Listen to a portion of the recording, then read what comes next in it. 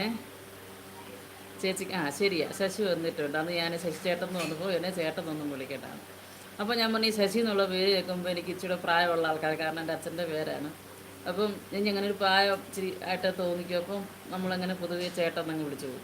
Okay, ചേച്ചിക്ക് നമസ്കാരം തുറന്നു. അതുപോലെ നമ്മുടെ അനിയന് നമസ്കാരം. ലൈക്ക് ചെയ്തു എന്ന് പറയുന്നു. സുഖമാണോ എന്ന് ചോദിക്കുന്നു. അതേ സുഖം.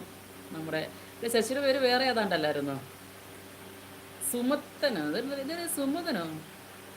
ശരിയായിട്ടുള്ള പേരെന്തോ? അപ്പം ഫുഡ് കഴിച്ചോ ചോദിക്കുന്നു. ഫുഡ് കഴിച്ചു. എല്ലാം കഴിഞ്ഞ്, ജോലി എല്ലാം കഴിഞ്ഞ് ഫുഡും കഴിച്ച് കഴിഞ്ഞാണ് ഇപ്പോൾ ലൈവ് എടുക്കുന്നത്. 2 മണിക്കൊക്കെ ലൈവ് എടുക്കണം എന്നൊക്കെ വിചാരിക്കും. പക്ഷേ എല്ലാം നമ്മുടെ വീട്ടിലുള്ള കാര്യങ്ങളെല്ലാം ചെയ്ത് കഴിയുമ്പോൾ ടൈം ഇത്രയൊക്കെ ആവും. റോഷിത്ത്, ശരിയാ. ഞാൻ അന്നേരം അന്ന് നിൽക്കുന്നു. ഞാൻ പറയുന്നത് ഇത്രയും നല്ല പേരൊക്കെ ഉണ്ടായിട്ട് അത് ശശി ഇതൊക്കെ, ശശി എന്നുള്ള പേരൊക്കെ ഇട്ട് കുഴപ്പമില്ല. റോഷിത്ത് നല്ല പേര്.